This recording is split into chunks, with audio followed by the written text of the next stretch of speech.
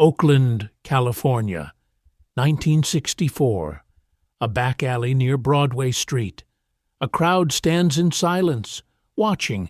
A man, over 300 pounds, has his hand wrapped around Bruce Lee's face, squeezing Bruce's eyes, completely still.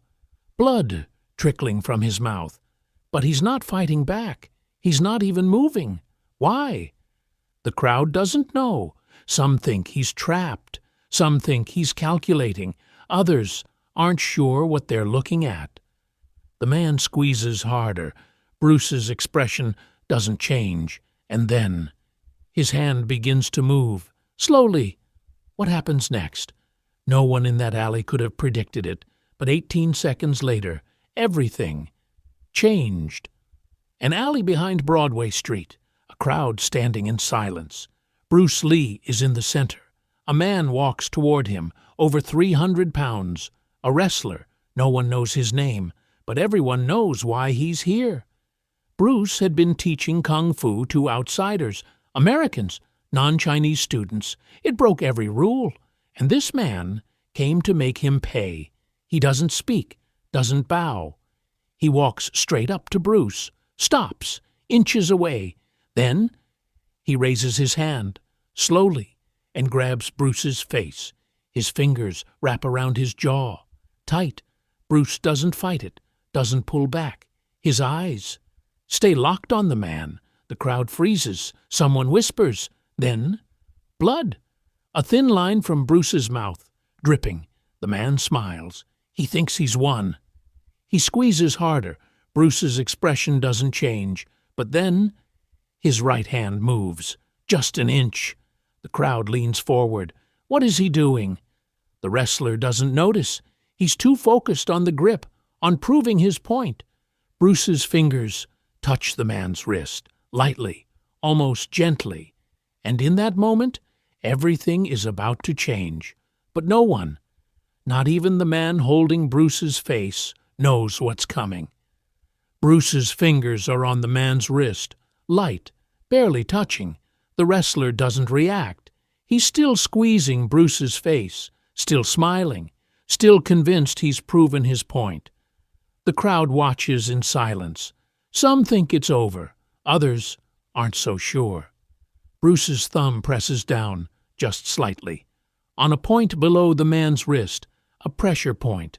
The wrestler's smile fades. His grip loosens, just a fraction. Bruce's other hand moves now, fast. It wraps around the man's elbow. The crowd doesn't understand what they're seeing. It looks too simple, too calm.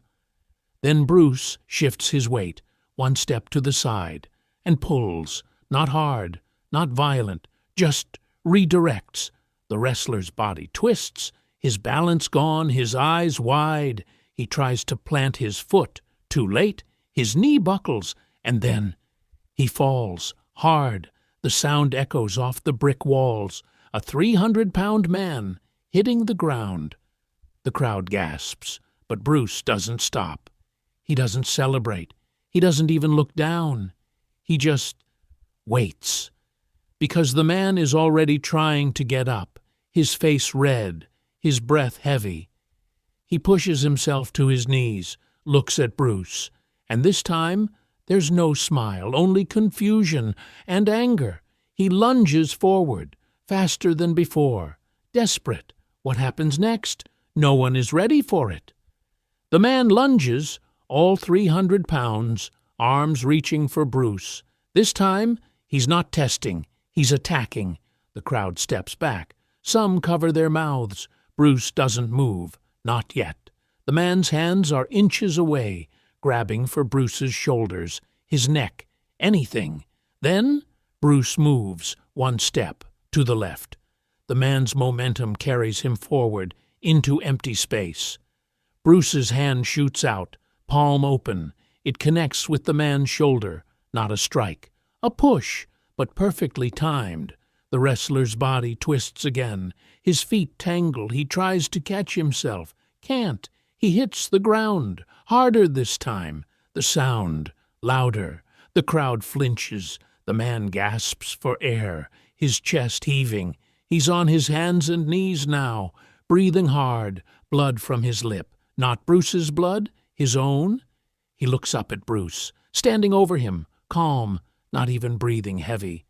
The man's eyes, different now, no anger, no confidence, just realization.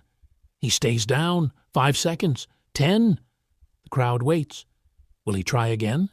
He plants one hand, pushes himself up slowly, his legs shaking. He stands, but he doesn't look at Bruce. He looks past him, at the exit, and then, without a word, he turns and walks away, fast. The crowd parts, no one stops him, no one speaks. Bruce watches him go, then turns back to his students. But one of them steps forward, his face pale. He saw something the others missed, and what he's about to say will change everything they thought they just witnessed. The student steps forward. His name is James. He was standing closest to Bruce, closest to the wrestler. He saw everything. The crowd turns to him, waiting. Bruce doesn't stop him, doesn't say a word. James speaks quietly, but everyone hears. He didn't push him. The crowd looks confused. What do you mean? Someone asks. James shakes his head. Bruce! He barely touched him. Silence. The first time, he touched his wrist. That's it. The second time, his palm was open, but there was no force. The crowd murmurs. How? How does a 300-pound man fall twice from almost nothing? James looks at Bruce. Bruce's expression hasn't changed. Calm, unreadable. It wasn't strength, James says. It was timing, angle, balance. He didn't fight the man's power. He used it. The crowd goes silent again. They replay it in their minds. The falls, the twists, the wrestler's confusion. It wasn't a fight. It was something else. One man asks the question everyone is thinking. Could he have hurt him? If he wanted to? James doesn't answer right away. He looks at Bruce again. Bruce still hasn't moved. Finally, James nods, slowly. Yes, but that wasn't the point. The crowd stares. What was the point then? Bruce turns, walks toward the exit of the alley. His students follow. The crowd stays behind, trying to understand. But one man, an older man in the back, he's smiling, not because of what Bruce did, but because of what he didn't do.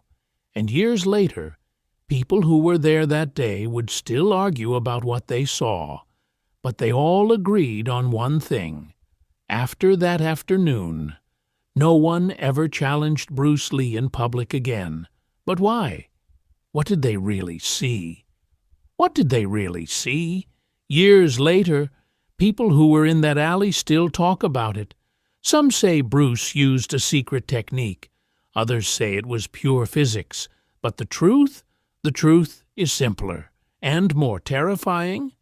Bruce Lee didn't beat that man with strength. He didn't beat him with speed. He beat him with understanding. He understood balance. He understood momentum. He understood that when someone attacks with full force, they're also completely vulnerable. The wrestler came with power. Bruce met him with precision. The wrestler tried to dominate. Bruce redirected, and in 18 seconds, the man learned what Bruce had been teaching all along. That size doesn't matter. That force doesn't matter. What matters is control. But here's the part most people forget. Bruce didn't humiliate him. He didn't celebrate. He didn't tell the story.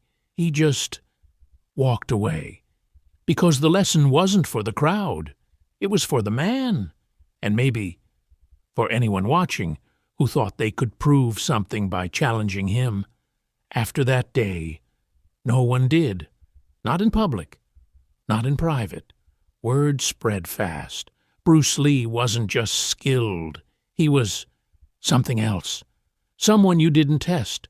Someone you didn't challenge. Not because he would hurt you, but because He didn't need to. That alley behind Broadway Street is still there. The crowd is gone. The blood washed away years ago, but the story never died.